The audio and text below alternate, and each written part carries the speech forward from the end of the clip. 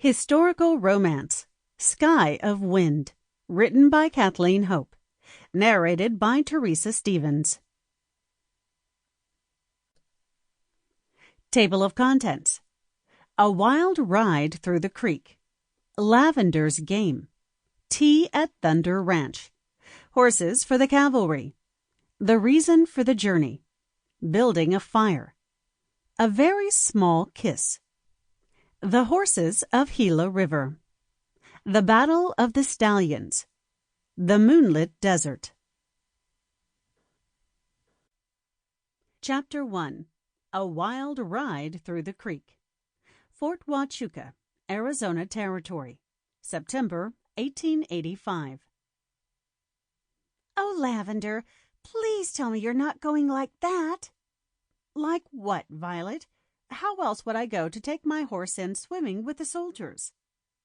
Lavender Belle Fields and her younger sister, Violet Ann Fields, jogged their two big bay horses down the dirt road leading from Thunder Ranch to the grounds of Fort Huachuca. Violet wore a long muslin summer dress and rode mountaineer with a bridle and saddle.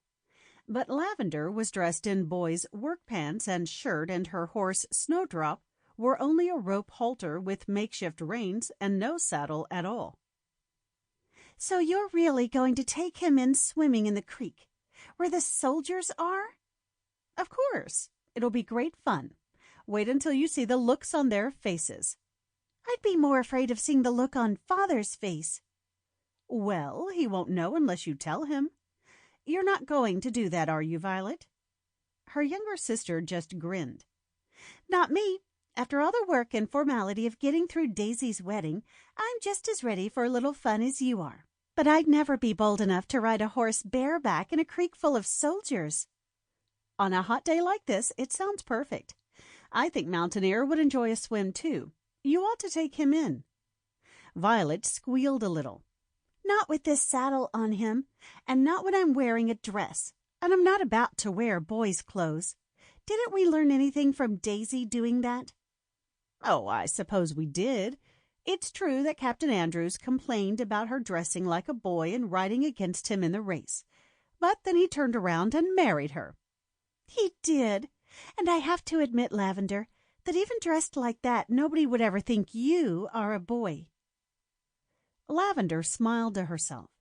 Not only had she tied the tails of the oversized shirt tightly around her waist to emphasize her figure, she left her long blonde hair hanging loose nearly to her waist, and her slim feet were bare against the horse's sides. I hope not. Well, then, if you're going like that, we'd better get out of here before anyone sees you. And the two girls kicked their horses into a gallop and began tearing down the road in the direction of Fort Huachuca and Soldier Creek. It didn't take them long to reach the creek. It was well outside the boundaries of the fort, and actually ran across the road at one point where there was a shallow ford. Violet slowed Mountaineer to a walk as they approached, and Lavender eased up too. Farther down the creek, in the direction of the fort, the creek widened and had a few spots deep enough for little swimming holes. Sitting around at the edges of the water, or lazily splashing around in it, were perhaps 20 of the soldiers. "How did you know they'd be here?" said Violet. "I didn't," Lavender answered. "But it was a pretty safe guess.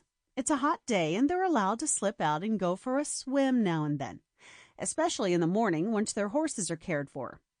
And here they are." "But, Lavender, what if—" Violet was giggling so much that she could hardly speak. "What if what?" "What if they're not dressed?" Both of them giggled over that. "Well," Lavender said, "the creek is pretty close to the road, and the last time I saw them swimming they all still had their breeches on, so I think we're safe." "The last time you saw them swimming? Lavender, what are you saying?" "Oh, I just happened to be out riding that morning, and there they were." "But it's hot today, and they might—" "Yes, they might. So let's go." They both galloped down the rest of the road and rode up to the side of the creek. The men turned around to see what all the hoofbeats were about. Sample complete. Ready to continue?